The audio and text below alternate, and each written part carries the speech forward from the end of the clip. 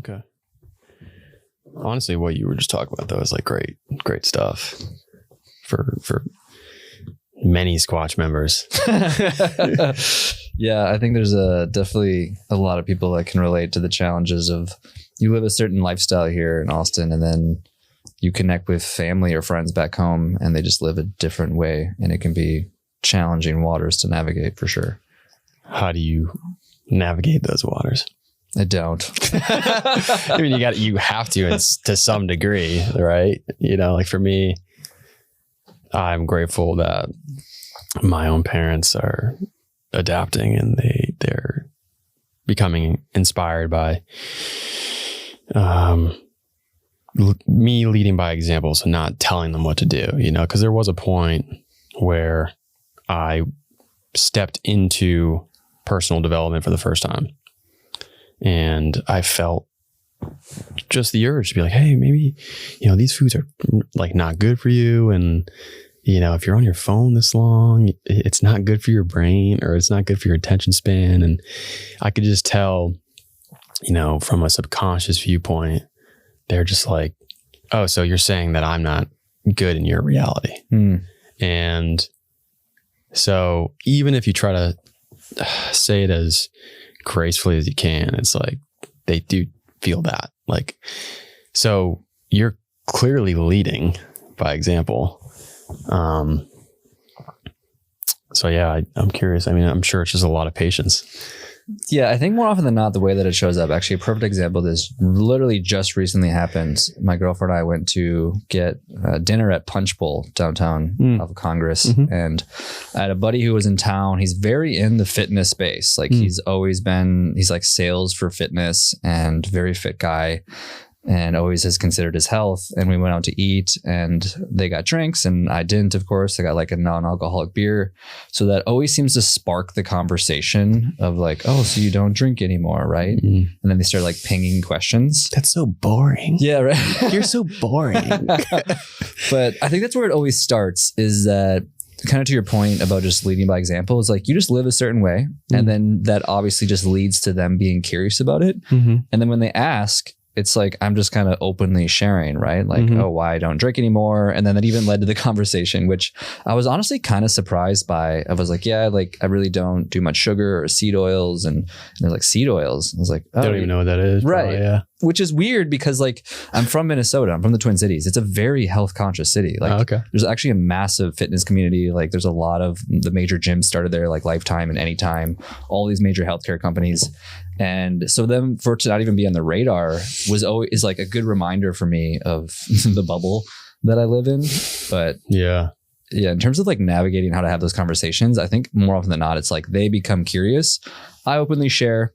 I would never tell anybody what to do ever in the history of mankind. Not like I have it figured out, but that's more often than not how it happens. I think you do a great job with your content. I didn't go through every post. You've got a lot of stuff, but you do display that. Like I'm not telling you what to do, but this is what I find true from my own experience. And like, so by doing this, I'm living a life of fulfillment and a higher quality. I learned that from Alex Hormozy, actually. Oh, really? Yeah. Just that idea of speaking from experience. Yeah.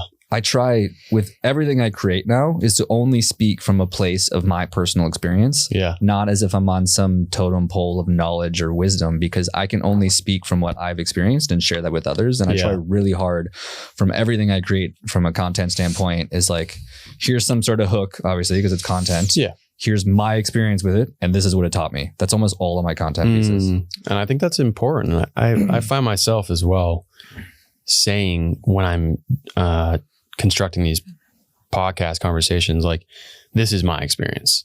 So if I have an opinion or if I have these things to say, I do back it up with like, that this is what I find to be true. It may not be true for other people, but yeah, seed oils, man. Seed oils, those fucking abomination. It's abomination. Which is funny because like that seems like it's, don't get me wrong, I'm as consciously aware of the fact that I'm sure they're probably not great for us, but at the same time, it seems like every few, we'll say years, there's something new where it's like this thing, and we keep just peeling back the onion, right? I watched 2 videos on YouTube the other day. One was like, why coffee is fantastic for you, why it's fucking killing you. Yeah, exactly. It's just like 2 different perspectives, and like one was like coming from the Soul Bra guy, or maybe it was some other guy that like has the same vibe as him, and he's putting like coconut oil in it or all these different things, and then someone else is just like, it's fucking killing you. And it's like, well, what do I do? I'm just having 1 cup, you know. It's just like, I'm not having like 15 I only have 1, and it and some days I don't. I'll have like green tea or whatever. I was listening to do you follow Lane Norton at all? No. He's massive in the fitness industry, I guess you could say. And he just like made a really good point about how I think there is some degree to be conscious of the foods that we're consuming, right? Like less processed, less seed oils, less sugar, whatever, name your thing. But at the same time, when you look at the average American, I think is consuming like, I don't know, it's like 3,200 calories a day and only moving for less than 30 minutes a day. And so when you look at that from a big picture standpoint, it's like, okay, yeah, there's some health component to it. But when you look at the grand scheme of just American health, it's like we just need to eat less and move more at the most base level. Yeah. Yeah. And I had, do you know who Farmer Peppy is? No, he's a Squatch member. Oh, yeah. Got like long exactly ginger hair. Is he like goats or something like that? Yeah. He's very much a steward of the land. Yes, I got you. Regenerative agriculture. And he said something along the lines like foods haven't really changed that drastically, but everybody's obese. Like, I don't know what the statistic is now, but it's growing like to a point where it's like 50, 60% of people have maybe not even just strictly obesity, but other chronic diseases like diabetes or heart disease and whatnot. So it's like, what's going on? And seed oil seems to be alongside superfluous amounts of sugar and alcohol consumption and pesticides, like glyphosate and like, yeah, there's these, he had a really good, description of what has happened. So like at one point during, I don't know if it was World War I or World War II, we had to ship a lot of food, packaged food for our American soldiers. And that packaged food just kind of,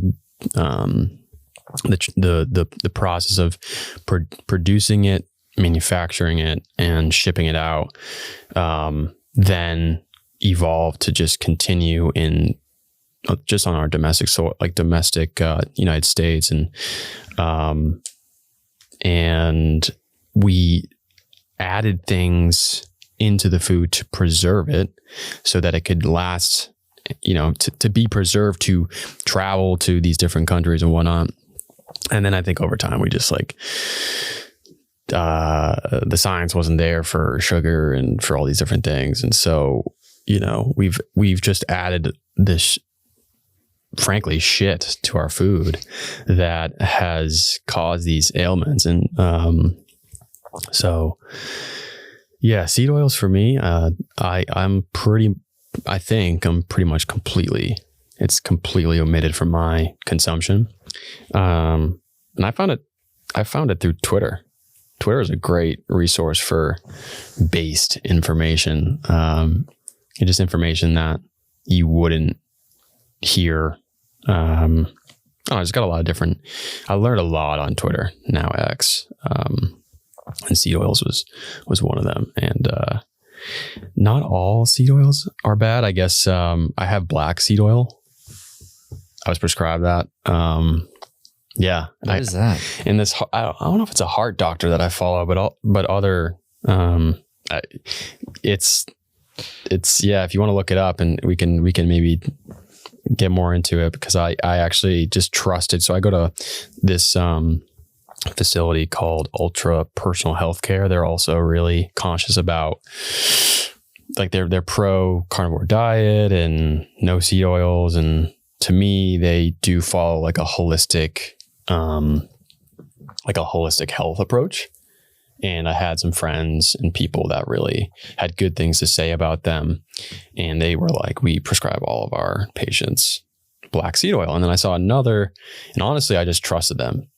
And I could have done some research as well, but I saw a heart doctor recommend 3 oils. And I think black seed oils was one of them. And then he said olive oil. I think it was olive oil. And then one other one. Avocado? Maybe it was avocado. It's a pretty common one. Yeah. So I heard black seed oil, but like the seed oils that we see nowadays, I mean, it's just industrialized and processed to a degree that's just not good for us. And it's the quantity of it, I think, is like, yeah, it's in everything. Right. Canola oil. I mean, exactly to your point about, because we're just solving new problems now. I always like to try to zoom out as much as humanly possible. The problem with humanity used to be a caloric issue. We've solved that issue for, I guess, most of humanity. Obviously, there's exceptions in certain places on the planet, but for the most part, we've solved that problem. We have enough food, right? And now that's a new problem. It's like, okay, we have an abundance for all of eternity if we ever wanted to. Yeah. Now we're solving the problem of like, okay, how do we actually add quality back into this? And so I always try to take that perspective of like, I don't think we got to where we're at because of like ill intent. I think to your point, we were trying to create enough calories and to be able to make it last long enough that we could eat it and survive as a human species. Yeah. And so it's just new problems. I've never heard of black seed oil, but I actually just stumbled upon, have you ever heard of cultured oil? Dude, no. I would take my girlfriend out to, how do you pronounce it? Dat Dao? It's like I don't know. It's a restaurant over here in East Austin. It's like they have the best burger in town. Okay. And they fry their French fries in like tallow. It's like super healthy. Oh, cool. It's like farm to table type situation. Yeah. But on the shelf they had it was cultured oil. And I was like, what the fuck? Like the word itself was like, is this grown in a petri dish? It's cultured, right? And so I looked into it, and that's exactly what it is. It's essentially some sort of fermented oil. I can't even begin to guess if it's healthy. They try to claim that it is. I've not dug into it. I don't know any research behind it. I think actually Hop Dotties might be using it now in a lot of like how they fry their fries and cook their burgers and stuff like that. But that was a new one that I stumbled upon, and I was like, I have no idea if it's good or not, but it's another one of those oils where I was like, I don't know. I guess we're going to find out in 5 years. I have no idea. So. I hope it's good. I just checked with ChatGPT what it is. Well, black seed oil. Oh, okay. It contains compounds like thymoquinone. I don't know how to pronounce that, which may have antioxidant and anti-inflammatory properties. Some studies suggest potential benefits for conditions like asthma, diabetes, and skin disorders, but more research is needed to establish these claims.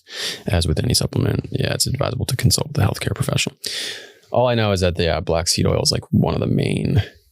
It's a very common prescription for this holistic personal healthcare facility that I go to. But sometimes I feel like I always flash back on coconut oil.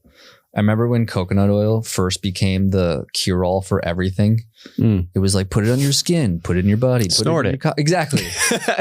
It was like coconut oil cured everything. And then now we've kind of like pulled back on it and like, no, it's like, it's good, but it has issues, et cetera, et cetera. I kind of feel like that for most things that come out. Where it's like, even this cultured oil or your black seed oil, I'm sure there's a tool and a use for it. But at the same time, it's like, okay, calm down. Yeah. And something that came to mind too is the relationship that you have with, I mean, this is with everything in life, but when it comes to like various health modalities like nutrition, sauna, going to the gym. And so if you're more stressed about, is there seed oils in here? And I don't usually eat them that much, but I just had this bar, this protein bar that has some of it. So what the fuck should I cleanse myself? And so if you're stressing about it, it's work, you're just, now you're creating stress hormones. And, so that, that there's a relationship to everything. And, I recently I'm reading this book called Gift of the Body. It's very much about, it's more about like what he phrases grounded spirituality. And the framework is beautiful, and I'm just exploring it. But he talks about all these different bodies that we have: mental, physical, spiritual, the etheric body, physical body. And he talks about like you can do all these health, you can focus on your health.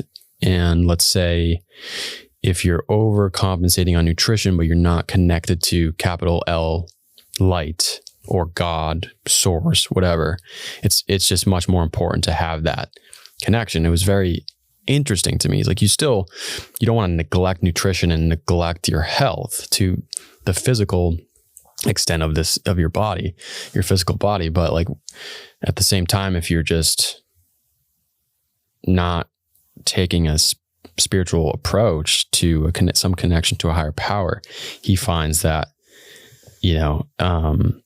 there's a lot of healing to that. Like it's very, very interesting. A very interesting connection to a higher power can really provide true healing, which, I mean, I'm still just grazing over the book right now, but it was fascinating the way that he worded it, and I'm kind of butchering it. I'm very much paraphrasing it. But anyways, dude, I don't know you well, but you've reached out a couple times and have been kind with just like commenting on my content. And I've been following you for, I don't know, like 4 months now, I think, and watching your content as well. And I've seen you at the gym, and I'll be honest with you, the first time I ever saw you, you were deadlifting in the middle of Squatch, the main facility. And I was like, that guy has like impeccable form. I was like, and I don't know anything about you. Didn't know your name. I didn't know anything. I was like, this guy fucking deadlifts like a boss. I was like, what am I doing wrong here? And then I started to actually do some research, and I noticed you were previously an occupational therapist. Nailed it, brother. So that explains a little bit, so you're very aware of the body and taking care of the body. But I finally was like, yeah, I would like to get this guy on. He's an interesting character, interesting dude. And I like, aside from some of the, I only saw a few points of your content before I actually did some research, and I dug back. Like I went all the way back and started looking at some of your messages going back to like 2017, 2018. Jesus. And I was impressed. Wow. I took some notes. I was impressed with your messages. And, there's some, like I said, I had Matt Worthington on yesterday, and he did the 75 hard challenge, and he had like 75 pieces of content for each day. And I was like, I don't know if I'm going to go through all these, but I did half, 35 posts. And I was like, I don't know if I'm going to do all these, because these are all fitness. And he's just like working out and playing blasted music or whatever. And I was like, I don't know if I'm going to get much content from this, to discuss creatively here. But I ended up like actually getting pumped up, like watching his content. And then he would not even just clip just like jams. He would clip like a Jordan Peterson quote or different like motivational alpha motivational quotes. And I was like, this is good stuff to like talk about. And so I went back, and I have a bunch of stuff, but before we get into anything, I'd love to invite you the opportunity just to introduce yourself so I can get to know you a little bit better, and then can just let the conversation flow. Cool, man. Yeah. Well, I appreciate you digging back. I do the same thing on my own podcast show. Is I find a lot of value in being able to go a little bit deeper with somebody when you know where they've been, so that you can kind of talk about where they're going.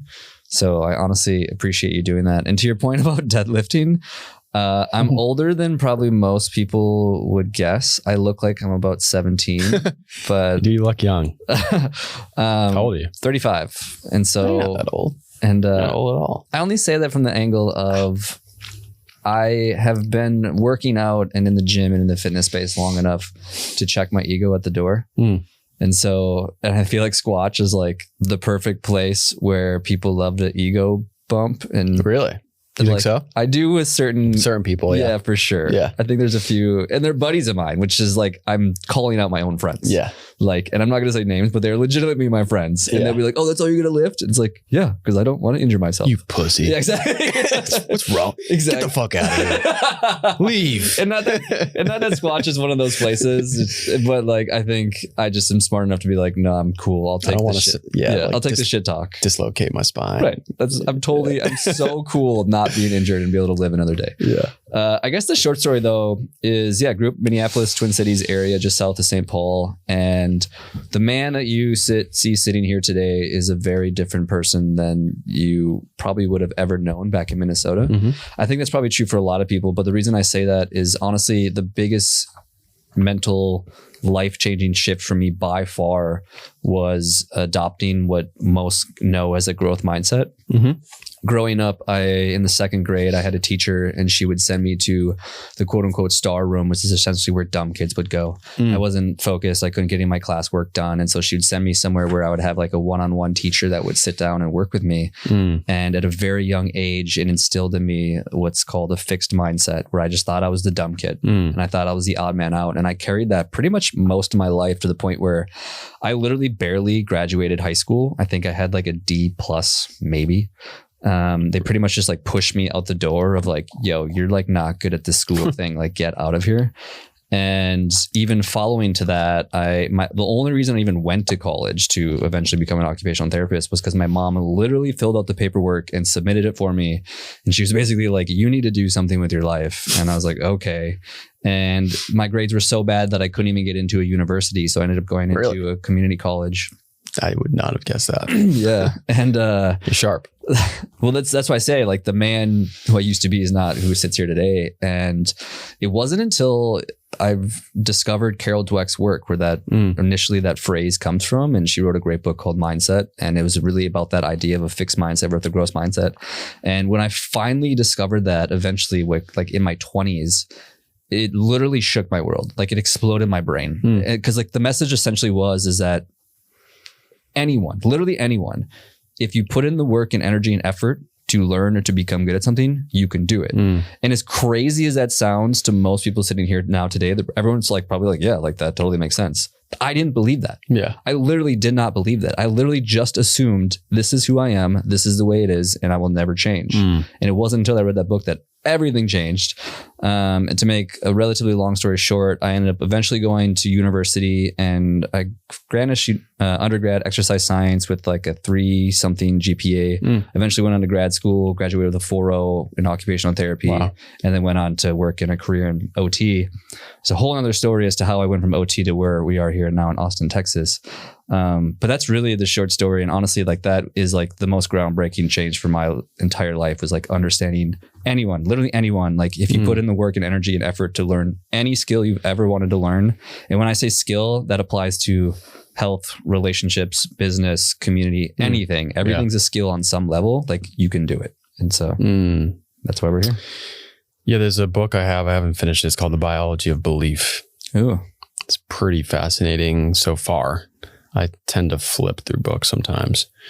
But it was written and published in the 70s. And I'm forgetting the name of the gentleman, but he showed like actual scientific proof that when you change your belief, you actually biologically change. Totally. And this was like taboo to scientists. So when you start putting it out there, like people dogmatically were like, shut the fuck up. Like, you don't know what you're talking about. It's like, cause the viewpoint was like, oh, it's in my genes. So this is right. What it is. And that's like a fixed mindset. And so I think that, that's dangerous. That's dangerous. And the threat of guests, or the threat of, or just maybe the commonality that I see with my guests that I have on, they go through difficulties in their life. And that's why they're like, accomplishing these different feats, like whether it's being healthy with your physical, your emotional, your relationships. Like Matt, his episode will release before yours. He he had the belief that something was wrong with him because something was wrong with his father. His father was in a wheelchair just from a freak, it wasn't really a freak accident, but it was a drunk driving situation. And so as a kid, I mean, other kids that, they have these blank slates and they're just like, what's wrong with that guy in the wheelchair? And so he started to accept something was wrong with him. And then it dug him into a hole of, using alcohol or whatever it was to kind of suppress. But then eventually he felt enough pain to take some type of action. And so maybe, a lot of these painful moments in our life can be blessings. And I find that they push us to blast past the inertia of just like evolution that we need to get past. So that moment of maybe shame or whatever you felt from being in the star room, the special room, like that pushed you, right? And you had a piece of content of your friends. It was pretty funny. Your friends making fun of you running. Yes. Your friends are funny. I laughed. And James and Joey, fuck you guys. No. Shout out James and Joey. Yeah. But here's the thing. I mean, I think that some people that maybe, this is an example within my own experience, going back to that phrase. I witnessed people that were gifted and they reached their highs in high school. Best looking girl, best looking guy, most skilled athlete. And they all, not all, but like some of them crashed into drugs because they reached that high. They're, at the time, I would say if you're all of us have some type of most likely immature part of ourselves because we are so young. We don't have a lot of wisdom. And you start to accept like, oh, I'm just the bee's knees maybe. And then they just start to dive into the cool culture of whether it's substance abuse or, partying and whatnot. And they start to kind of go downhill. And, I released a clip recently. It was like Joe Rogan stating all of his most talented and successful friends being fucked up at some point, like having some kind of pretty fucked up past. And so I look at it as a blessing. And this seems to be a common thread. Like I talked to Matt about this, and he actually asked me what my definition of or my perspective and contemplation of what pain is. And what flowed yesterday was it's information for you to digest and to receive and to evolve and adapt, not to look at it with some type of negative thought, So one of my favorite quotes is nobody knows how much violence I've seen to be this gentle. And to more relatively quote that as well. My good buddy on my podcast show said, sometimes you have to hit rock bottom to know which way's up. And I think there's so much truth and overlap in both those statements because I think it's true. And I've had this conversation in depth about, I honestly question if more often than not, people don't have to have had some rock bottom moment. Because I firmly believe there's only really two ways people change. It's whether it's some rock bottom moment, whether it's your doctor tells you you're going to die if you don't get things right, or you're getting a car accident, or somebody passes away, or whatever the traumatic experience is. Or there's the other side of it, which is like small, incremental, tiny little steps that eventually leads you where you are today.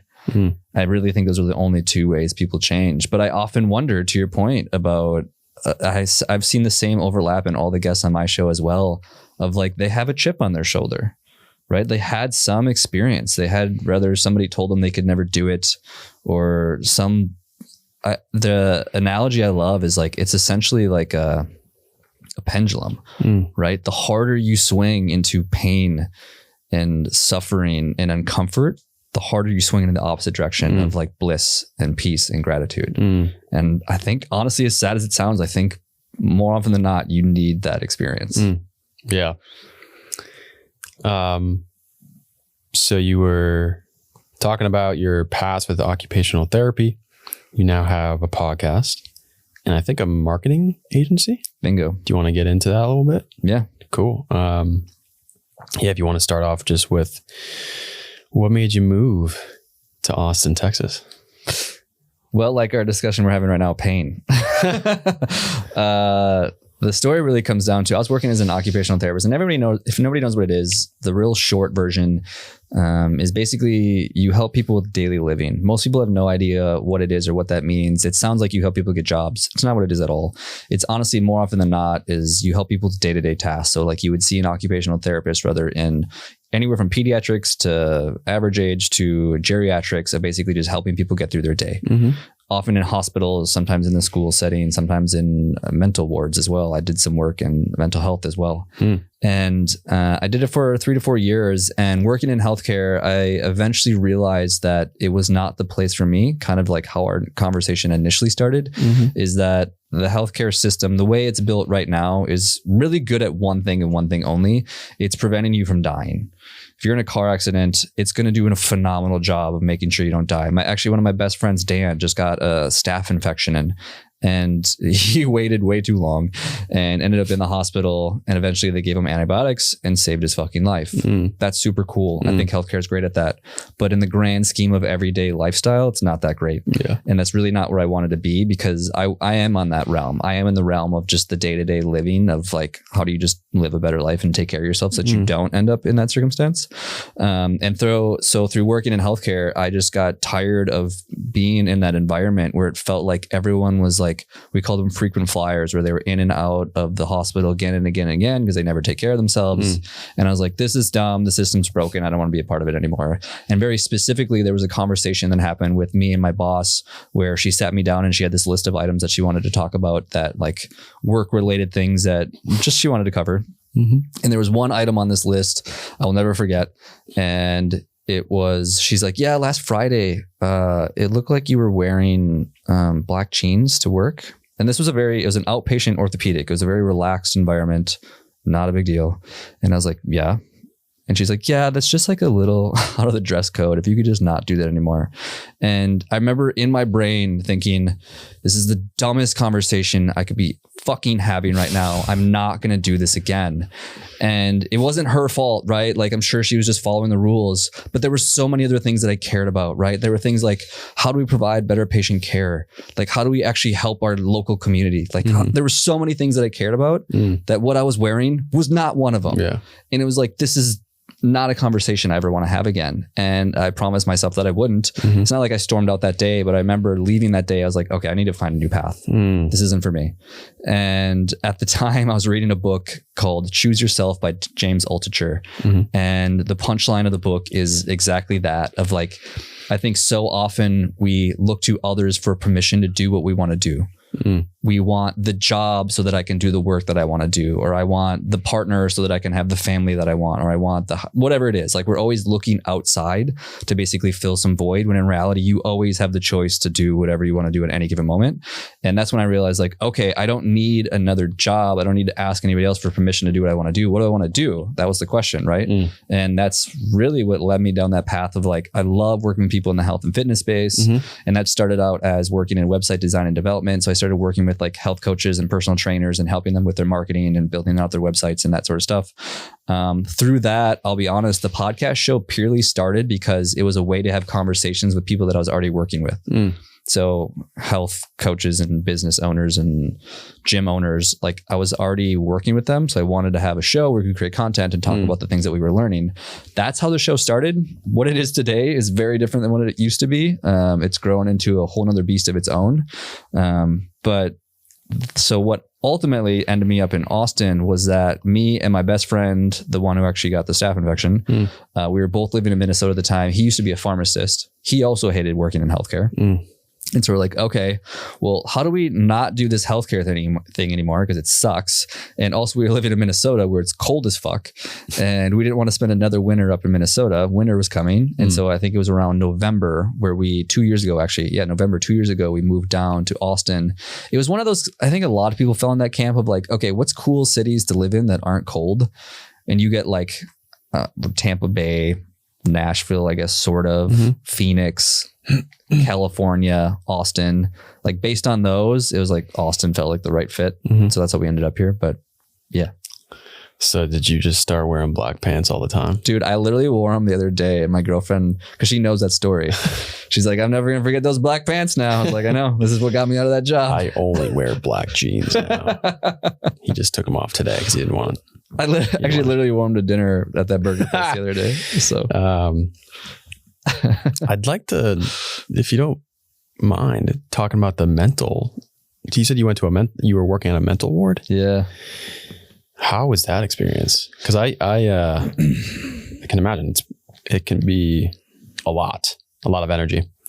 And there's one piece of literature, I can't remember where I read it, but there was this individual that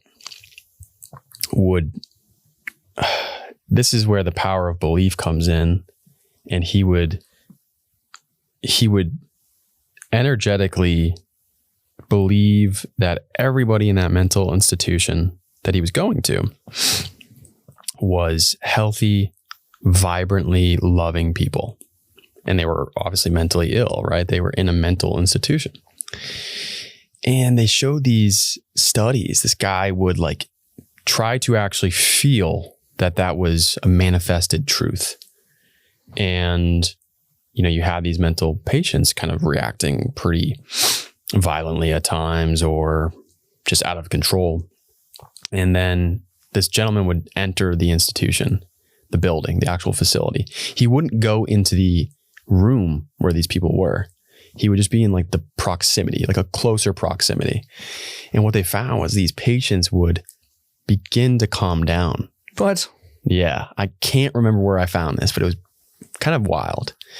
So it was almost like, and I don't know where you are with your beliefs when it comes to the energy that you bring, right? Like what I have found to be true is that if every day, even if I'm going to the gym and I'm doing sauna, having a protein shake and writing down 3 things of gratitude, if I'm not feeling that, and I'm just intellectually digesting that, and I'm still kind of in a lower vibrational state, and to maybe not make it sound woo-woo, just say like, truthfully, I'm feeling sad, or I'm not feeling like, I don't know, powerful within me from like an actual internal, truthful standpoint. I find that you can you can see the proof by other people's mirror of you, right?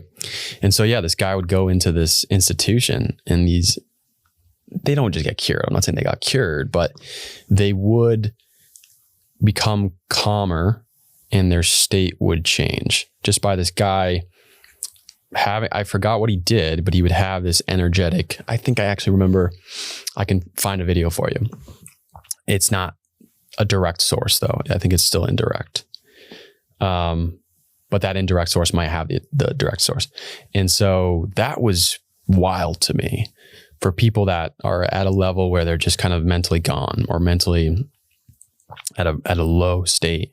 And this guy would enter and they would change. Their state would change just by his presence. That I just felt like expressing that. I don't know. It just came to mind. Yeah. So, would love to hear if you feel called to share your experience. Yeah. I mean, to what you're talking about, you'll have to fact check me on the exact numbers of it, but I'm fairly certain of all the data that we're able to comprehend, it's like a fraction of what's actually happening in our environments, right? It's like 1%. Like of all the things that's happening from what you're feeling and what you're sensing and what the pheromones in the room to the everything, right? It's like we're very visual creatures.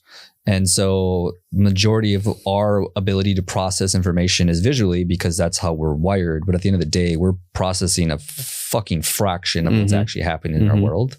And so I think there's a lot of truth to exactly what you're saying. But I guess to talk about my personal experience, it two stories come to mind. One of them specifically, so it was an inpatient hospital in downtown Minneapolis, Hennepin County, and obviously there's a big overlap between mental health and people who end up in prison, which is super sad. That's actually an American issue, right? Like we just don't do really good with people with mental health in general. Mm-hmm. And so, yeah, there's definitely like some strong characters in there. And I remember one story specifically, I remember we went into the inpatient area where some very actively like hallucinating, experiencing patients were at. And one of the guys came up and he gave me a fist bump and I was like, "What's up, man?" We fist bumped and we left that day or whatever. And my coordinator at the time, she's like, "By the way, like, be careful the next time." I was like, "What are you talking about?" Like sometimes she's like, "Sometimes he punches people." And I was like, "Oh, great. Glad I only got a fist bump today." So it was that sort of setting where like people were having more extreme cases. And then the other story that comes to mind as well was that hospital specifically, I can't remember why, but for whatever reason, they were doing a lot of, I don't remember the exact medical term for it, but essentially shock treatment. So basically they would knock you out for like a minute or two. They would like shock you so that you convulsed and had a seizure. And then you would wake up again, and they were doing it to treat depression for most of them. Actually, there's actually some fair research out there for whatever reason that like, yeah, doing shock therapy is really helpful for depression. And they would do like hundreds of these a day, like lots of people. So that was interesting. I mean, like the cold plunge kind of shocks you. I mean, it's not like, that could reset you too. I don't know but I don't know. It definitely actually helps with depression. That's a total side note, but yeah, those are the two main things that come to mind. Whoa. It's a interesting place. Were there any like lessons of wisdom that you attained from those times you were there? Yeah, for sure. I mean, I'm probably the least empathetic person that you know. Which is why my girlfriend's like the most empathetic person on the planet. I think we counterbalance each other in a lot. But I think there was a degree of empathy that was learned in that experience of understanding that these people, they just have poor wiring.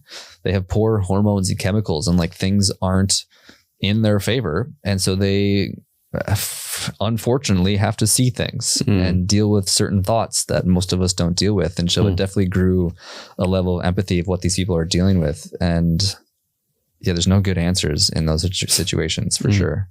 But yeah. So like I was saying before, I took down a few quotes that I really liked that we can dive into. Do like some rapid fire stuff if you want, or just bring it. Whatever. One that comes to mind first is a quote you had in one of your pictures on Instagram. Definition of power is not financial success, status, or influence over others, but degree of which we have control over our own lives. And that, I'm still trying to process why it stuck out the most. I think that as I continue to grow this podcast and go on this entrepreneurial route and how I approach everything, I want to be sure that I still have the freedom to creatively express the way that I want to express. And there are a lot of people in this world that from a on paper perspective have tons of money, tons of power, but they may not have the true ability to be their authentic self. Maybe because they're trapped in a system because of, well, they're in a system maybe that got them that financial or status success. And so now it's hard for them to get out of it. And that hit hard, man. I mean, some people, I think most people would say the more money I have in the bank, the more power I have, or the more status I have. Like, even if you don't have a lot of money in the bank, but you're like, nowadays, leverage with social media, social leverage can bring you a lot of power too. I mean, if you can talk to anybody in the world, that's powerful, right? But if you're like a globalist, that has to follow this agenda, you don't have the ability to freely speak your mind. So that was a cool quote. And how do you construct your life to maintain that power of having control over your own life? Which it's probably a combination of things. Did you happen to see my post today? I don't think so. Okay. So it ties exactly to what you're talking about. I have so I'd say roughly around 2018 was like the first year that I started leaning into that exact idea and that quote of, I phrase it as living a life you don't need a vacation from. So I think so many of us, unfortunately, are in circumstances where the majority of our time is spent doing things we don't want to be doing. The 9 to 5s, right? As for a lot of people, and some people love it. And so I'm not judging anybody. I mean, live what you fully authentically want to live. But I think most people, unfortunately, are in that situation.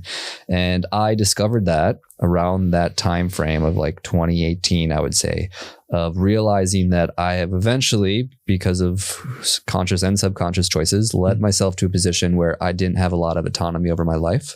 And so the majority of the time was spent doing things with people that I didn't want to be around, doing things I didn't want to do the majority of my days, every single day of the week. And it was when I stumbled upon, I love Seth Godin. He's another amazing marketer. I've read like all of his books, but essentially he talks about like basically designing a life that you don't need a vacation from at its most core level. And so since that year, basically 2018, I started intentionally doing things. And so, cause it's so funny, not funny. I think it's important to know that people look at me now and they're like, you're living the dream, man. Like it's the greatest. Like it's so awesome that you have this. And they forget that like they only see the tip of the iceberg, right? More often than not, rather, even if like physique standpoint or relationship standpoint, people only see the tip of the iceberg. And it's like, dude, I've been working towards where I sit here now today for years. Right? With a very clear goal in mind. I want to live a life that I don't need vacation from. Right? Like nothing wrong with vacations. I still travel and do fun things and hang out on the beach and do cool stuff. But the majority of my week is spent doing things that I, in some level, enjoy doing. Even if it's like type 2 fun, if you're familiar with that expression of like, it's not fun in the moment, but you're really glad that you did it. Even on that from a base level of, yeah, I think that it's many steps and many decisions made along the way. But I think the North Star was always like, I don't want to spend the majority of our time, which is like 9 to 5, Monday through Friday, doing some form of work or spending some time with people in a miserable way. That's just a silly way to live life. And so, like I was saying earlier, like I'm 35. It's taken me a long time to get here, but that has been a North Star for a long time. Yeah. Power and intention, the power of intention. You seem to be living an intentional life, clearly. Yeah, I love that. I love the vision, perspective, just having a sight on living your day to day that you don't need a vacation from. I really like that. And I want to preface that too by saying it doesn't mean you're sitting on the beach with a margarita, sipping like that's fun, but that's not what I mean. I mean, just like the normal day. Like, how do you just want to spend a normal day? Like that's really like, people don't think about that.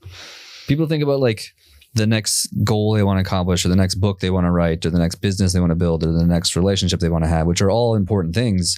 But how do you just want to spend just a normal day? Like, what does just an average day look like to you? People forget that that's like the majority of your life. Right. Like think about that for a second. Yeah. Most people are always focused on the next thing. Right. They're not enjoying the process. So if you can get to a point where you design your lifestyle to an extent that you're enjoying the process, you don't need a vacation. That's a win. I mean, that's a fulfilling life. Totally. To stay on the topic of intention, you had an old post, and I'm sure you have newer ones too, being very intentional. And I think I got it from I think it was from like 2019, how you chose to be very, just obsessed with intentions. Why we do anything is far more important than what we actually do. And I think that totally relates to what we're talking about. And some of your pinned posts in your Instagram, are what you learned in 2022. And there's a whole list there. One was like doing a podcast with the crew of SX or South by Southwest. Your motorcycle being stolen. The loss of your grandfather.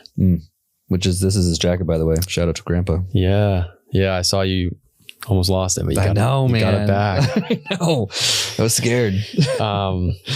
So I'd like to just dive into a few of those things. How did you learn to let go?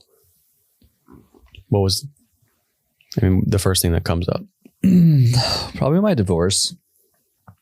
I was in a relationship I think we were together for 7 years, married for 2. And I fought really hard to make that work. Ultimately, it didn't.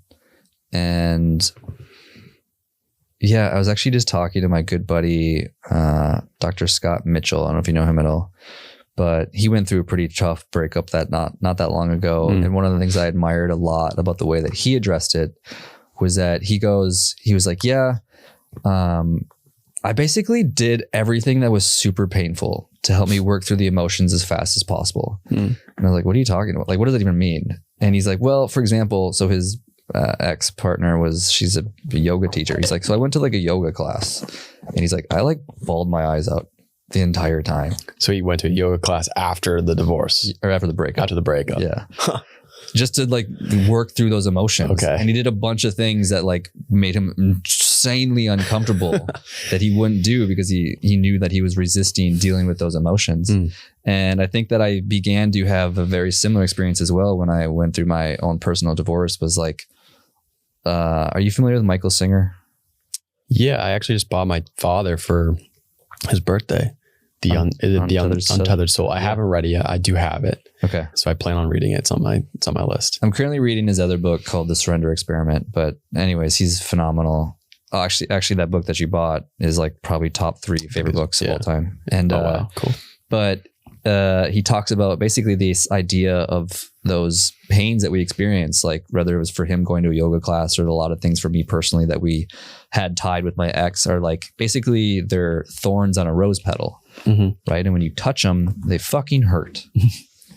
But the point is like, we're not trying to get rid of the thorns. Yeah. Right. We're just trying to recognize that they're there and being okay with them.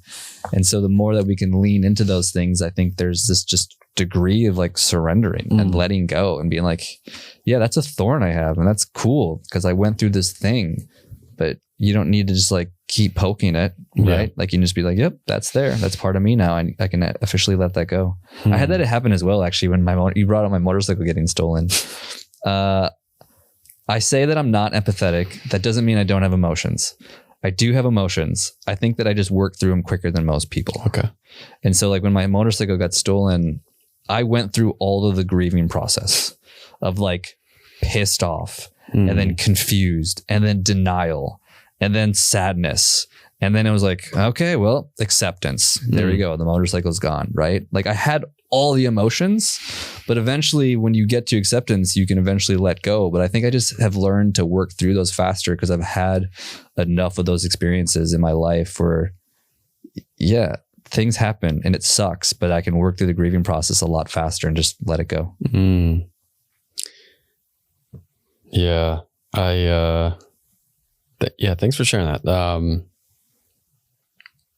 That's an interesting concept of just doing the most emotionally painful things as soon as they, I thought so too. I was like, dude, you're a savage. He's just like, let's plunge into it. Yeah, Let me just stare at a picture of her. Right? For 10 hours straight. It's like, I don't know if that's going to work properly, but maybe it does. Interesting. Facing it head on.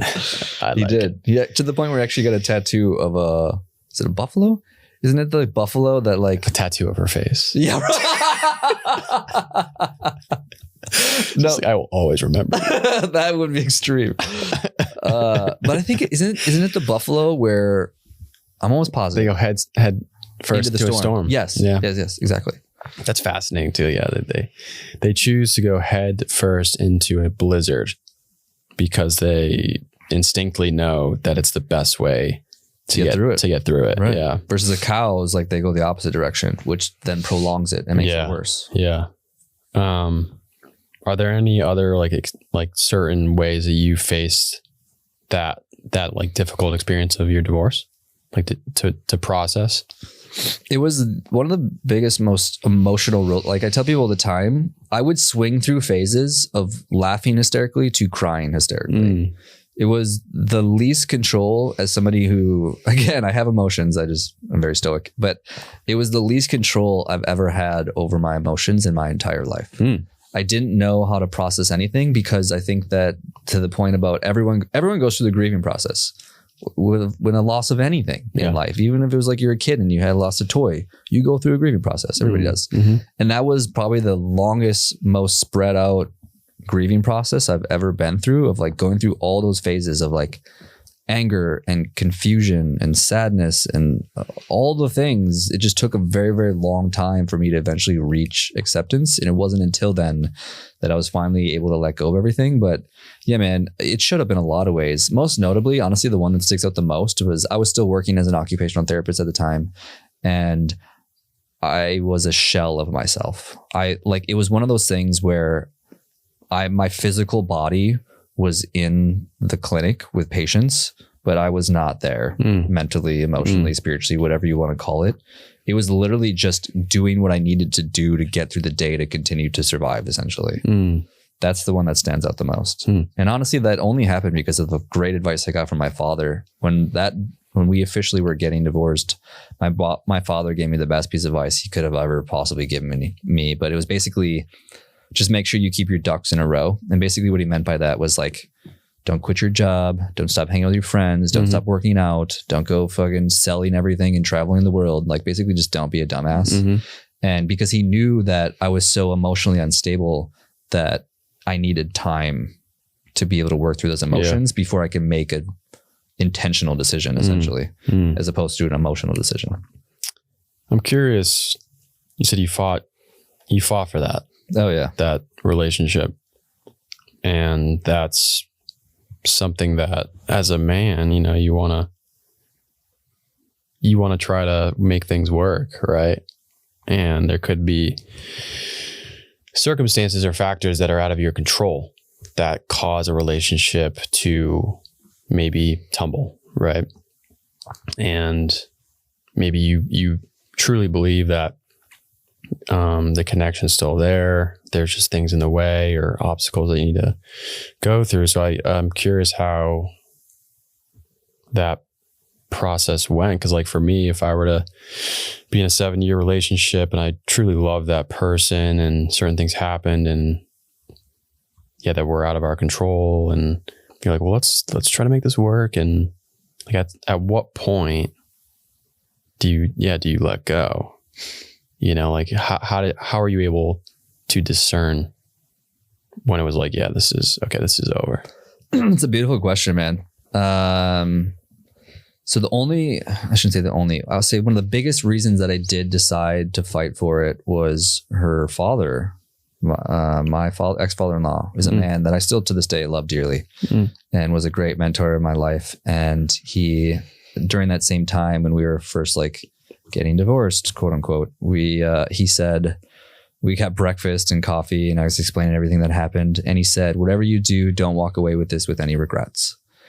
And I took that to heart and I was like, okay. And that's a big reason why I was like, that's great advice. Like, I'm going to give this everything I had. And I did, man, like literally for about a year, like I did everything. Like I read all the books and I sought mentorship and coaching, and we tried living together again. And we literally tried everything that I felt like I humanly possibly could to make this work. And I put in about a year of like, just like dedicating whatever I could to, even it was painful, dude, super painful to pour your heart into something and just not feeling like you're getting it in return. And there's no like finish line to that. I think it's just like you just reach a breaking point where emotionally you're like, I gave it everything I had. And then you just like throw in the towel and you're like, I can't do it anymore. Right. It's like a workout. There's a point where it's like your body stops moving. Like, yeah. And I think I reached that point emotionally where I was like, I literally can't anymore. Yeah. So yeah, there's a famous book. The body keeps the score. Oh yeah. And there's like maybe an intuitive knowing. It's like, okay, I can't keep doing this. So thanks for sharing that. To stay in this list of the 2022 lessons learned, you're wearing your grandfather's flannel, beautiful flannel here. and it seems to have a special symbolism for you. Definitely. What was one of the biggest or just a heartfelt piece of wisdom that you learned from your grandfather? Work hard, but do it with a smile. That'd be one that stands out more than anything. It's honestly a big reason why I even named my business after my grandpa. My grandpa's name is Andro. And so the business is called Andro Brands. And that's a big emphasis behind it, honestly, is work hard, but do it with a smile. He lived till his 90s. Oh, wow. And he was always just a jolly guy. I don't know if it's because he drank coffee 24/7. Like literally. Okay, those videos we were talking about. Coffee is good for you. Yeah, I think it is, honestly. I don't care what anybody says about it not If you lived till he was 90 and he was drinking it 24/7. Well, the funny thing, I was actually just telling my girlfriend this the other day, that people think people drink a lot of coffee now, but actually when you dig into it, our grandparents' generation actually drank way more coffee than we do now, because in that generation, you basically always had like a pot on for when guests or friends would come over. So they literally drank coffee from sun up to sundown. However, the difference is that they drink coffee, not like caramel latte, you know what I mean? Like sugar loaded, whatever it is. Dunkin' Donuts that has like 1,000 grams of sugar. Exactly. Yeah. So it's a very different kind of coffee, right? I'm not saying like the mixed coffees. I'm saying they drink coffee, just coffee all the time. Black coffee. Exactly. So I think there's a lot to be said about that. But yeah, that's the biggest one that honestly stands out. And just, I mean, I gave when he passed away, this was it last year? I gave a talk in front of everyone at the funeral, obviously, and just said some kind words about him. And it's funny too, because like the other thing that stands out, and maybe this has a lot to do with my wanting to live a life I don't need a vacation from. My grandpa retired when he was like, I don't even know that he was 50. Like he was basically retired his entire life, because at that generation, basically he went to war. He was a medic in the war, came out of the war when he was like in his early 20s, and then worked as a postman for I think 20 years. So like by the time he was like mid 40s, he had a pension and he retired. And then he was still able to spend the majority of his life not working, but still doing things in a productive manner and just being super happy about life. And I think I just idolize that in a lot of ways of like, yeah, he totally lived a life he didn't need a vacation from. Like he just did what he wanted to do every day. So, yeah. Yeah. I mean, he was born probably in the 30s. I'm guessing if he was 90. Yeah. Huh. Interesting. Yeah. Nice, man. So as you step into 2024, I'm sure maybe you'll make a post of this. Some of the lessons you learned this year. I think you might have already. What are some of the biggest lessons you learned this year? Okay. This is probably awesome. I put this in probably top 1 or 2. 1 + 1 = 4. So shout out to my buddy Chris Bates. He's really the one that completely shifted my entire mindset around this idea completely. So after my divorce, I not immediately, but for the most part, I didn't really do anything like, I guess, relationship related again for years. Like there was a window of time for like 3 years where I wasn't dating, no sex, no porn, no masturbation, like nothing. And part of that was rooted in me trying to figure out how to be happy by myself, because I've always sort of been like serially in relationships and dating. And I think the other part of that too was that I was very jaded. I was very jaded with the idea of being in a relationship with somebody, because I thought it would take away from what I wanted to do, because that was the experience I've had with all my other relationships, was that I felt like I was always pouring and never getting any return. And so like it felt like this like 1 - 1 type situation, which ultimately equals 0. And it wasn't until, again, my really good buddy Chris Bates opened up to that idea of 1 + 1 = 4. And he says with the right partner, they actually expedite what you want to do as opposed to make it harder. And it wasn't until I met my current girlfriend now where that actually was a thing. I honestly didn't believe it was a thing until I met her. And it was funny, even like on our very first date, we took a walk around Ladybird River and got some food at Ziki or whatever. And it was like day one, it was like, here's my baggage. Like, take it or leave it. First date? Yeah. And we were both just like very, I love that. Kind of where I'm at. I love that. And even I don't think I actually shared to her at that point though, that like I haven't like dated or had sex or done anything in like years. And I think that might've came a little bit later, but really what I'm getting at there though, is like, she was the first one where it was like, as we started spending more time together, it felt conducive and support. Like she's so supportive of my goals.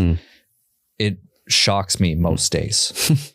Like somebody that actually facilitates the dreams and the passions and the direction that I'm going in my life, like to have somebody like that in my life is like, I didn't even think that was a thing. Right. And so that from this year has been mind shattering. And even also too, just knowing that like my junk still works because it's been 3 years. Yeah. So that was kind of a cool moment as well. Real quick. Yeah. Thank you for sharing that. Well, so I do, I'm 30. I do want a family. I want kids. And there's 2 threads that I have. One, I think I may have a belief if I enter into a romantic relationship with someone, it could hinder what I'm trying to do here with the podcast or my routines, or whatever. But I know the feeling. That's a belief that I'm creating. Like I can find someone that's very conducive and energizing for who you are. So I do appreciate you saying that because I think I haven't checked into it too intimately, but I think that somewhat lingers within my belief system. So I think it does with a lot of people, man. It's maybe a few things. Like it definitely changes your life.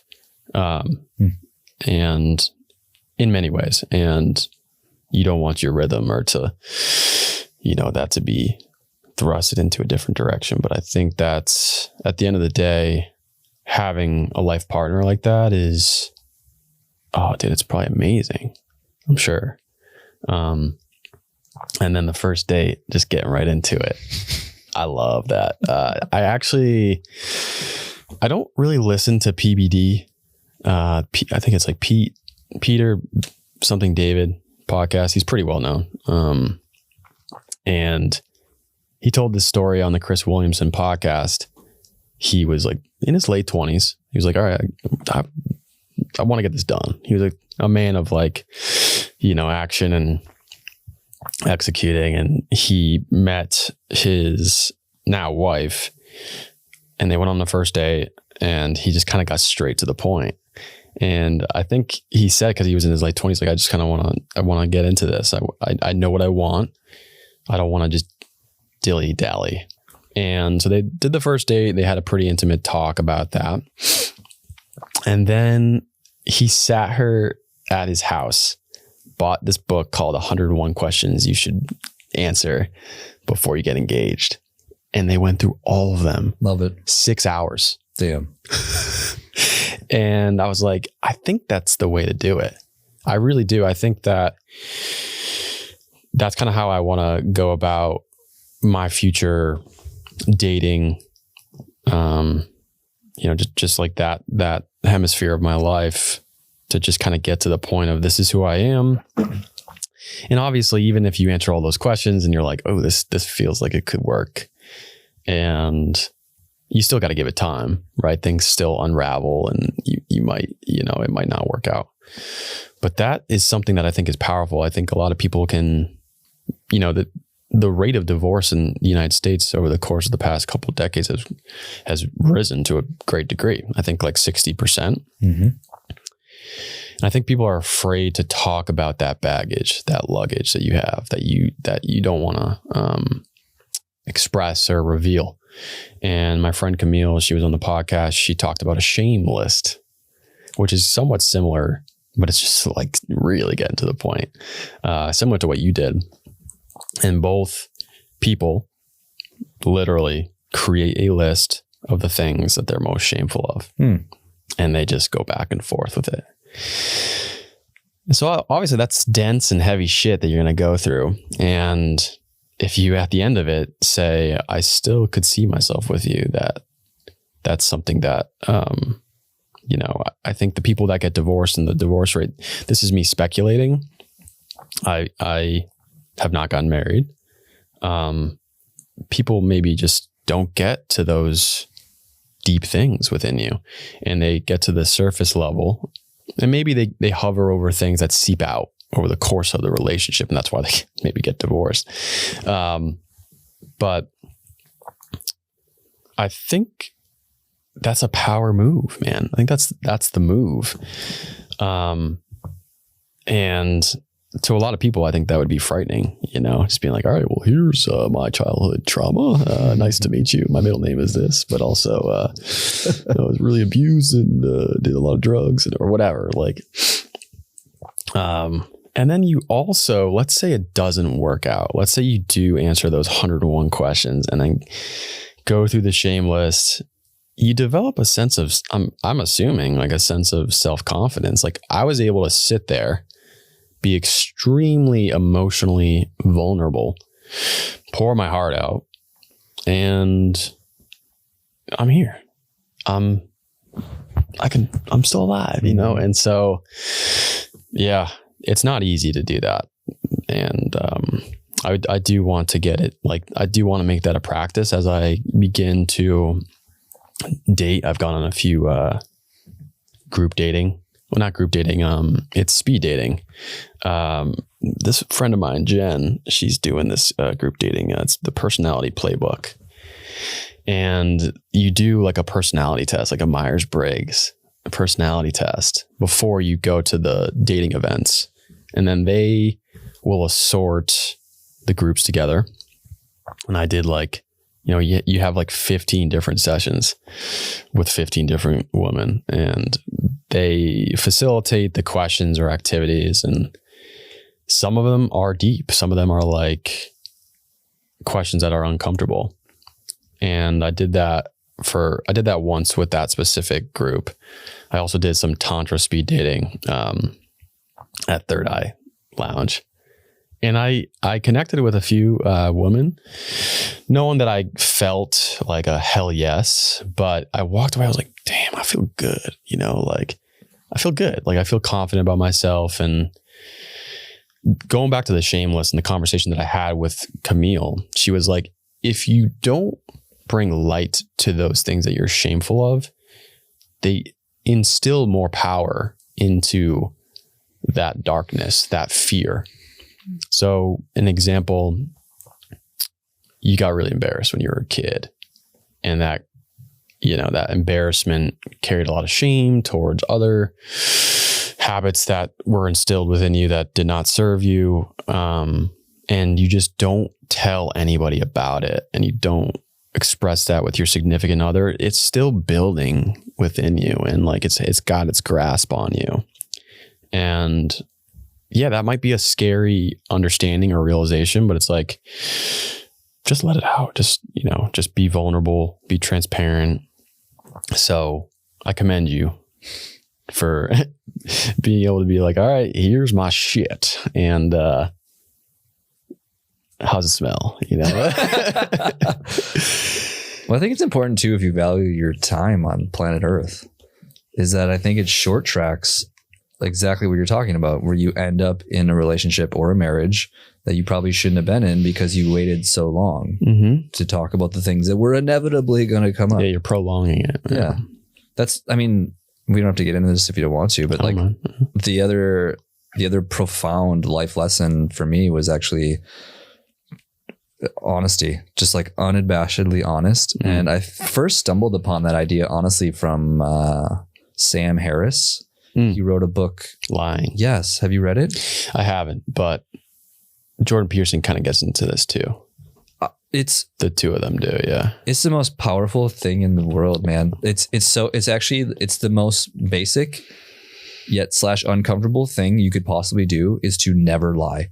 And I honestly fully believe there's actually never a situation where you should lie ever. Yeah. Even in the most like mundane situations where I think I used to do it more often than not was like the white lie type situation where somebody buys you a gift that maybe you don't like or whatever the case might be, is like you would often be like, oh, thank you. This is great. I love it. When in reality, you're actually just like prolonging the bigger issue.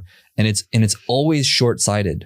When you lie, it's always short-sighted. Yeah. You're making the situation comfortable and easy now, which will more often than not lead to a further situation that's way worse, right? The gift is a perfect example because it's like, if you hated that gift, and I'm not saying being honest and being mean are not the same thing. Yeah. You can be honest and still be kind, right? And to tell somebody forefront up, like Christmas is coming up, right? Like if you get a gift that you don't like, I think it's important that you share how you honestly feel about this so that later down, assuming you're going to have a relationship with this person, whether it's your friend or your family or whoever it is, they know not to get you that again. I'm just thinking of the trending video of the little toddler that's like, oh, an avocado. Thanks. It's like, she doesn't give a fucking shit with that. Exactly. She's like, what is she going to do with that? Exactly. You know? Exactly. But yeah, man, I totally agree. That kid's got to figure it out. Like, I don't know, because she said thanks. And then but did she honestly though? She's just like, okay. Yeah. Fuck that. You know? I mean, yeah. Like, you could definitely just be like, oh, thank you for the thoughtful gift. I might not ever use it. Yeah, exactly. But, exactly. Or utilize it. Exactly. But that's fine. Yeah, that's fine. But yeah, that's the other one. Is just brutal honesty. Not brutal. Like, it doesn't have to be brutal. Unabashedly. You could be exquisitely honest. You can be honest and kind. Those aren't mutually exclusive. Yeah. So Naval Ravikant says that. He says, oh man, what was it? It did combine being truthful and kind at the same, like being loving. Oh man, I forgot what it was. It was like being loving is like being truthful and kind, I think. I can't remember exactly what he said, but I mean, it's taking into consideration short-term versus long-term, right? Is being honest in the moment is actually kinder in the long run. Right. You assume that like saving someone's emotions right now is the better act of generosity, but it's short-term thinking. Yeah. If you play this out over assuming you want to be connected with somebody long-term, it is actually far wiser to be honest in the moment so that long-term you can facilitate a better relationship. Yeah, dude, that was great. Great share. Thanks. So we've got plenty of topics. And I liked how fear is a wonderful compass. Oh yeah. Your comfort zone is subjective. These are two different things, but I think they can tie together. Fear is a wonderful compass. How did you come to realize that? Tim Ferriss, honestly, I think he talks about fear setting. Are you familiar with this? Yep. Yeah, I think that's really where that concept came from, is like so Tim Ferriss takes the spin on of it essentially of whatever the thing is that you want to do, write out the worst case scenario and then realize like when you write it out, you're like, oh, it's actually not as bad as it could be. And here's all the things I could do to remedy the situation. I basically took it to another level of those things that you write out that you're afraid of are more often than not the things you should be doing. If something is terrifying to you, this means that it's also an opportunity to learn and grow. So whether it's like approaching the girl at the bar, or it's like quitting your job, or it's some sort of like physical health, like maybe you've wanted to always run a marathon or an ultra, or even if like you're just starting out, maybe you just, whatever it is, like 5K, right? Is like those things that you're afraid of are great signs of the direction that you should actually be going, because when you do that thing that you didn't want to do, you more often than not grow far bigger and better than you could otherwise. Like a perfect example of this was actually when I ran the BPN half marathon. Prior to me signing up for this race, I fucking hated running. I thought running was the dumbest shit on the planet. I didn't understand why anybody would do it. I'm just trying to get jacked and look good naked, which means that I'm going to go hit the weights and maybe do a HIIT workout because HIIT's great for building muscle. Why would I run? Right? That's stupid. And then I did this BPN half marathon thing and it shattered all my beliefs behind it. I didn't want to do it. I was afraid of running. I didn't think I was gonna be able to run the race. I thought I was gonna have a knee injury and I did it. And now it's like a part of my life, which is not something I ever expected to happen. What did you learn from running that like shattered you? That it's actually conducive to my goal. Okay. I thought it was going to be a hindrance. I thought that running was going to hold me back to building muscle and to recovering. It's actually done the opposite, which I did not expect to happen. I'll be honest, especially from I have a background and I used to do physique shows and bodybuilding. And so like, I always thought cardio was the dumbest thing ever.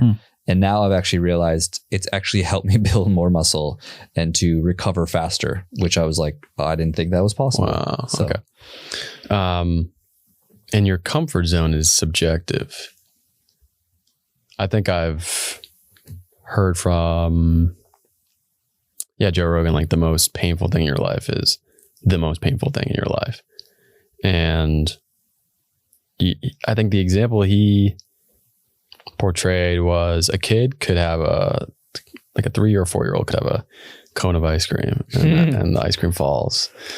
No. And then like Jocko Willink loses his brothers that he's fighting in war with. Both could be, could be felt just as painful in that moment, So how did you find that to be true, that your comfort zone is subjective? So this one's very relevant to, I feel like, the Austin community. So I stumbled upon this one when I recognized that all the guys, and I guess probably girls too, that were pushing this like cold plunge thing. So I grew up in Minnesota. That was a very normal part of our everyday life. Okay. Like putting a sauna on the lake, cutting a hole in the lake, jumping in the lake. We used to do what are called polar plunges. We'd raise money. It was a very normal thing. Like people did a lot of it, right? And I came here and this isn't to talk shit about cold plunging for the record, but everyone's doing all these like cold plunges and it's like you're hardcore and you can jump in the ice. And what I began to realize is that all the same people that were hard and doing hard things and pushing their comfort zone by getting in the ice were not actually challenging their true comfort zone. That had reached a point where that's actually easy for them, but they love to push this message of like, look how hard I am. Look how this amazing thing that I'm doing that you can't do. When in reality, they've done it so many times that it's like, this actually isn't challenging for you. You know what's probably actually challenging for you is you should go get on a stage and try to do some stand-up comedy.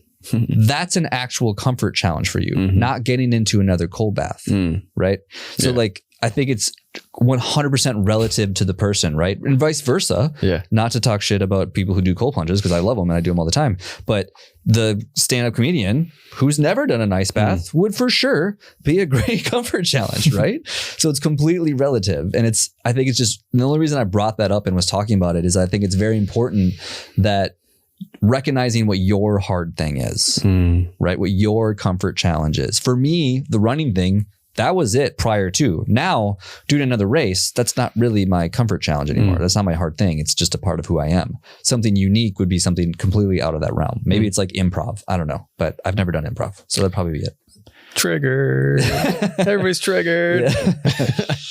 So everybody should jump off a cliff. Fucking do it. No, I totally agree with that because I've done like hundreds of ice baths at this point. They're always tough, and actually initially it was really hard. I was doing them. The first time I was immersing into a cold plunge was here at Squatch, late 2021. When I first started, it was cold here in Austin. It was actually pretty cold. It would be like 40 degrees. I'd get here at like 6:30 in the morning, do a workout with some friends, and then we'd jump in the cold plunge. And the first time I did it, the night before, I woke up at 3 a.m. and I would look at the clock and I was like, oh gosh, I'm going to be doing this. Like that's how nervous I was. I was like, oh, I don't want to fucking do this. And so the first time I did it, I think I lasted like 30 seconds because it was just like my hands started to get stiff. My hands got like so stiff. And actually there was one moment in two or three moments in my life where I was drinking pretty heavily, not taking care of my body, and multiple, just not taking care of myself in multiple regards. And I had a heavy night of drinking, woke up in the morning. I was by myself, like in a comfortable place. And then I had like, my heart started like to race and my hands just clenched up. What I realized was I was having a panic attack. And so when I got into the ice for the first time, those like familiar physical, sensations began to happen. And I was like, oh my God, this is scary. And then I think the first couple of times I had never done a cold plunge. I ran around in the snow. I mean, my buddies would like be in a hot tub and we'd run around in the snow and like roll down a hill and stuff and then jump back in the hot tub. But that was really the first time I ever did it. And it definitely challenged my like actual physical body. But like mentally, I was like, this is fucked. Got out, but I kept doing it. And, but it brought back like that panic attack, like those sensations. And I realized it was like all in my head. And granted, like I was dehydrated from drinking the night before and not well nourished. And yeah, just like, multiple different factors that I might not even like consciously realize. But that was a very interesting discovery.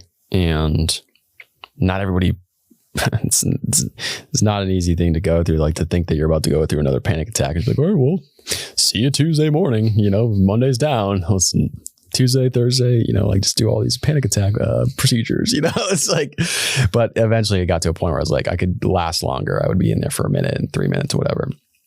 And then you feel great afterwards, like physically. Yeah, that's an interesting concept. Your comfort zone is subjective. I really like that.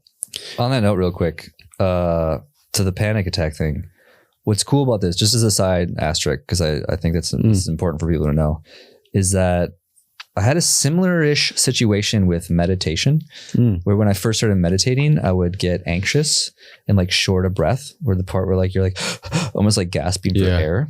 And it's funny because I had a very similar experience. I do it now all the time. I don't have that issue anymore. But then I remember when scuba diving with Ross and the guys, and I remember getting down like 50 feet underwater, whatever the case it was. And I remember experiencing that same like short of breath, like panicky type situation. But because I had prior experience with it and knowing the emotions and the feelings that come with it, I was able to sit and work through it. And I honestly think about this all the time, that if I hadn't done the work prior to that experience, like I don't know what would have happened. Right? You just swim to the top, and that you're not supposed to do that. Like that's that's how you die. Yeah, that's how you get the bends. Yeah, so you can't just go up. You're right. So, So to your point about the panic attack thing, that's why when you were talking about that, I'm almost curious, as if like, have you had panic attacks since then? No. Okay. No, I mean, I had probably multiple, even more than I just said. Like I had just like two or three that were very particular and very obvious.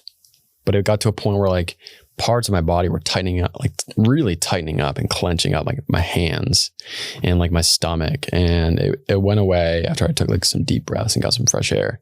There's been other times where it's happened, and I think it was like public speaking. And I've done public speaking in it was in a professional format, but not as like formal. It was like I was a restaurant manager and I would speak in front of like 30 to 40 people and other aspects of it. And there were certain moments where I would be like super anxious, and then eventually I would power through it. But it hasn't happened since. And I actually was talking to Matt about this. Like I haven't really done a lot of like major public speaking in a while. So that might be something I try to get into to try to test myself, because it's something that I'm still fearful of. Dude, that the compass. Yeah. And like I've gotten asked to do like a workshop at like a men's retreat, and I was like, I don't know what I would talk about. But it's like I talked to Matt yesterday on the podcast. He's like, dude, he called me a walking dictionary at one point. And I was like, so I'm probably making excuses. So I could probably, and I do feel called to do it. And since over the course of the past couple of years, I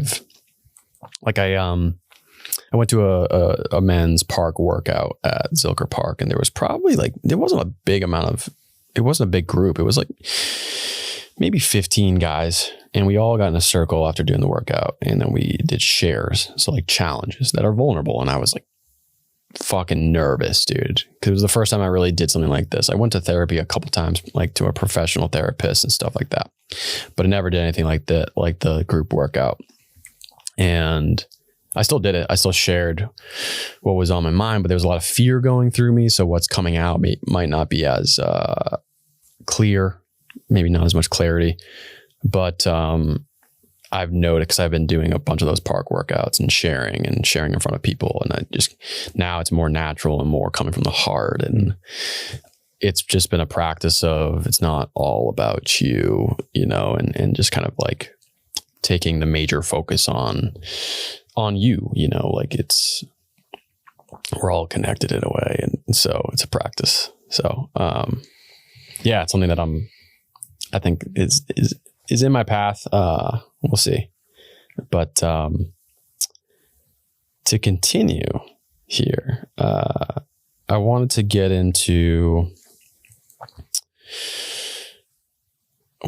content, because I'm creating a lot of short form content for the podcast. I think it's pretty vital to the growth of to the growth of what I'm doing here. Like the podcast it's one thing, but I could evolve into various things. And I really liked one of your messages, and I think it was a recent post, and you said, I like my content how I like my coffee, raw and real. And in a different clip, you talked about the word of the year in 2022 was gaslighting. And then 2023 was authenticity. And I was like, yep, I agree with that.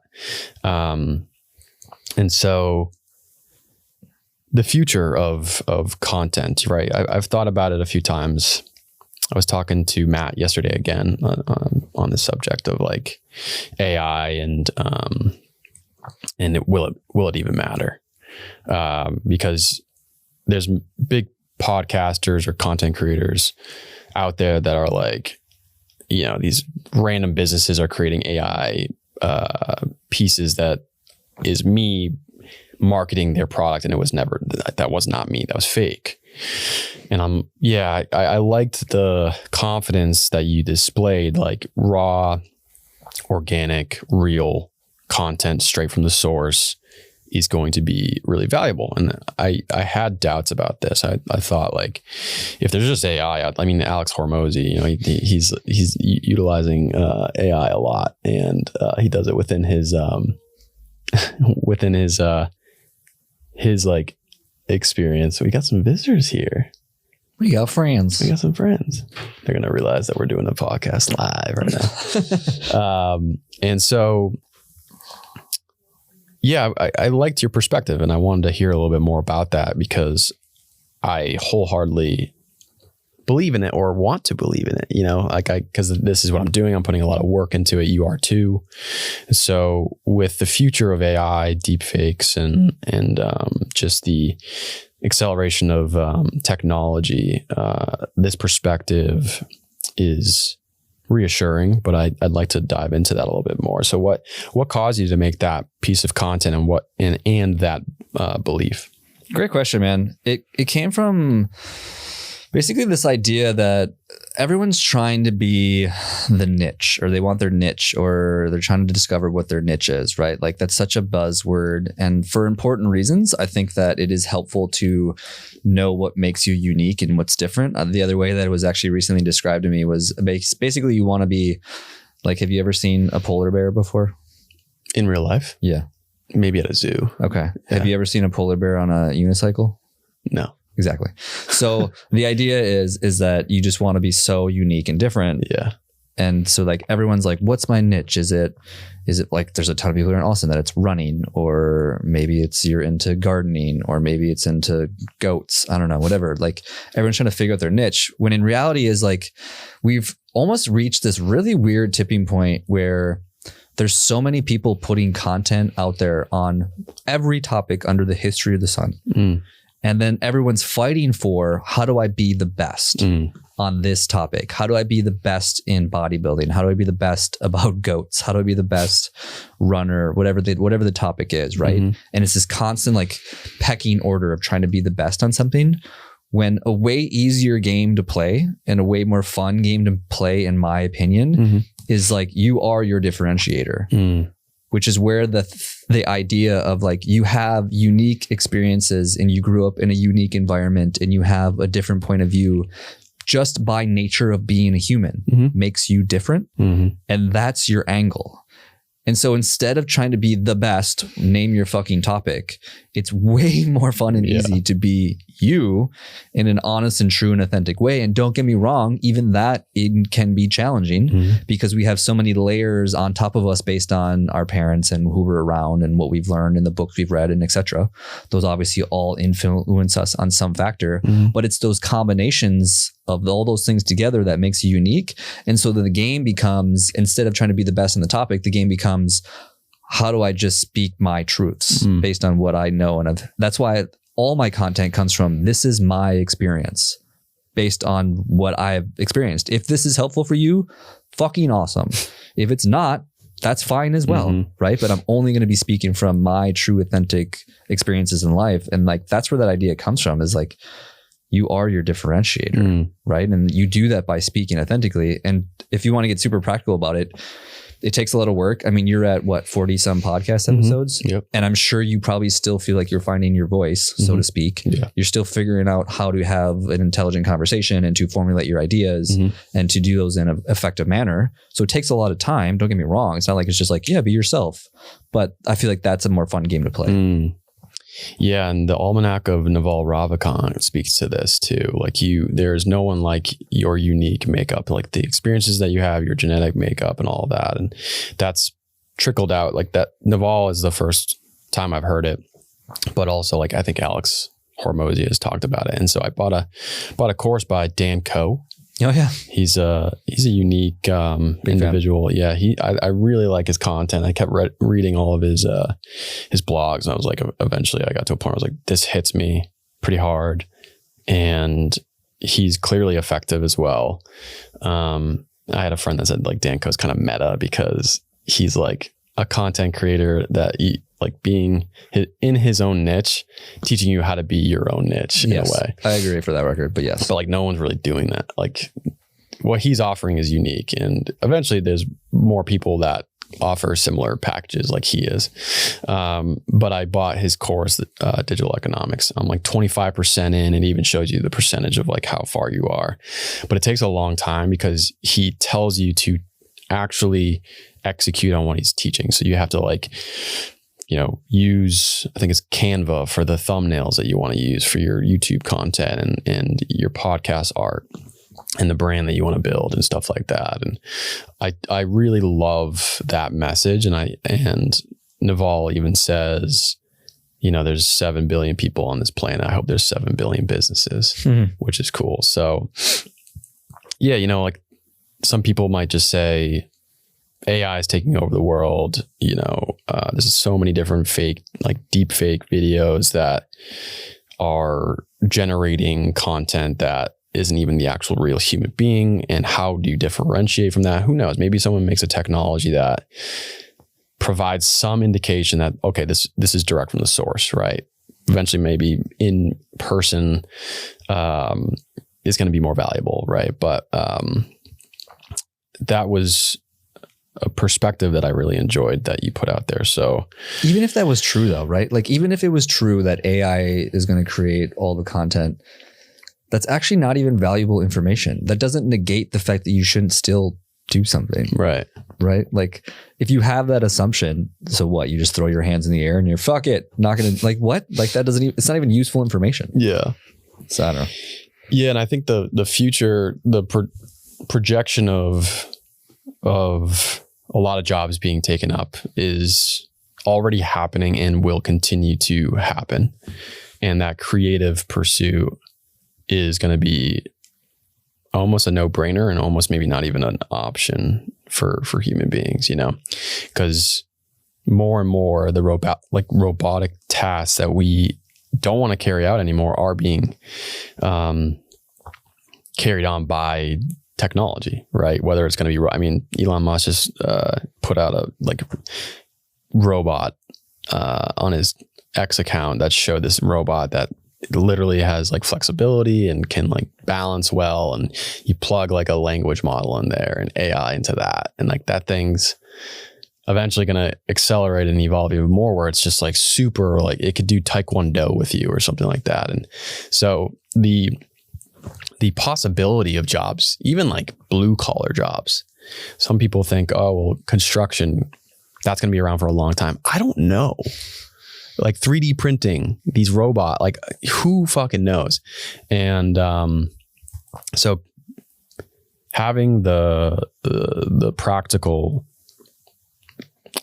just the practice of being creative and expressing that online and creating your own business, I think is something to look into and not shy away from it. And I did that. I mean, that thought has come up multiple times for me. So that was an important clip to put out for a lot of people. I really like that. So more rapid fire. How much time we got? We got a little bit of time. Let's see here. Self-respect is not the same as self-confidence or self-esteem. Whoa.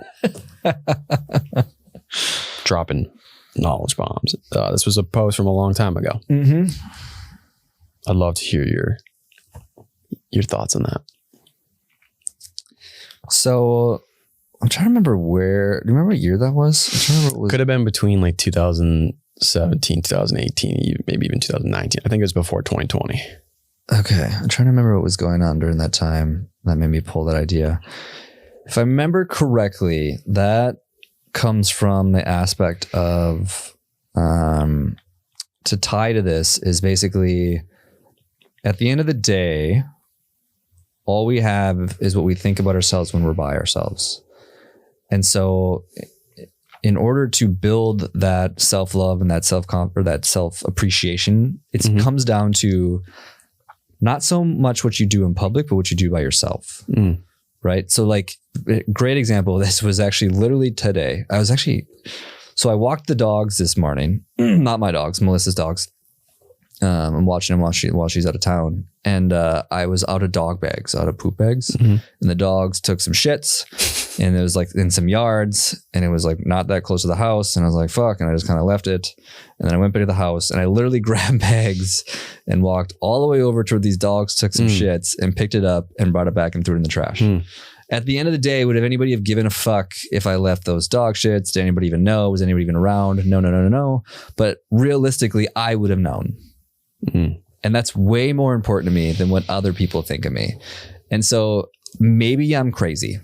Maybe I'm insane. But more often than not, I have found that if I can get to the end of the day and to be able to lay my head down and go to sleep and go, I'm happy with who I was today, that is 1,000 times more important to me than anything that's ever displayed into public of like what I say or what I'm doing or posting content or talking about this cool task that I'm working on. Most of it's irrelevant to recognizing at the end of the day, all we ever have is what we think about ourselves. Yeah. Robert Kennedy Jr. I don't know if you know who that is. He's a current independent presidential candidate. He's the son of Bobby Kennedy and nephew of JFK. He got asked a question about spirituality by Lex Friedman. Great response. One of the things that he said, even if it's not like an organized religion or one of the more common religions, whether it's Judaism, Christianity, having a belief in something higher has assisted him to be a better person and to most likely establish this sense of self-respect. And so he gave an example of like going to the grocery store and always bringing his car back to where you need to bring it back. And some people just like leave it wherever. At the end of the day, and we were talking about the conscious mind and the subconscious mind and how we only get a tiny, tiny, tiny bit, right? Some statistic was like, yeah, the 1%, if there's like 10 million bits of information that you're receiving, your subconscious mind takes in like 99% of that. So like 9.9 $9,999. And that 1% is all you see. So you might think like, oh, because of my memory and what I'm receiving in this moment, it's like that's fine. But at the end of the day, you do kind of, within yourself. And so, yeah, that's, I think, a belief that everybody should adhere to, even if you don't believe in any higher power. Just the being or acting as a human being that is respectful, even if no one sees what's happening. And I like shared a piece of content that was like, be prepared to work with no applause a good majority of the time, So that was a hard hitting post that I really enjoyed. And there's another one too. You were in a coffee shop. You took a picture of yourself working in a coffee shop, and you were looking around at the baristas, and you said, there's people who do the job and people who do the work. Yep. So I have to shout out Seth Godin again to that one. And cause he's the one where I really learned that concept of it. I think if I remember correctly, it comes from his book, Lynchpin. Have you read this book? So basically the idea behind that and where that came from was that we've all experienced this, especially in a coffee shop, really anywhere you go for that matter, is that there's a difference between the person behind the counter that says, hey, what do you want? They make your coffee and they hand it to you and you go on with your merry day, versus somebody that actually takes pride in how they spend their time and what they're doing. And they don't just take your coffee. They really want to know, how can I make this the best experience possible? And how can I make this, as Seth Godin would say, remarkable? In other words, worth making a remark about, right? And those are two completely different people in the exact same situation. And every single one of us are put into opportunities to be able to be that person. It's most notably seeable in the work setting when you go somewhere and you're like, man, like that waiter or that barista or that auto salesman, whatever it was, where you really felt like they actually were there and wanted to be there with you and have a genuine experience with you and support you in a human way, because that's what we are, versus someone that's doing a job for a paycheck. Dude, I don't mean to call anybody out, but I've had enough conversations with other people that have had this exact same experience that I feel like I have to, is people who work at cell phone companies. Have you ever gone into like an actual cell phone store? Yep.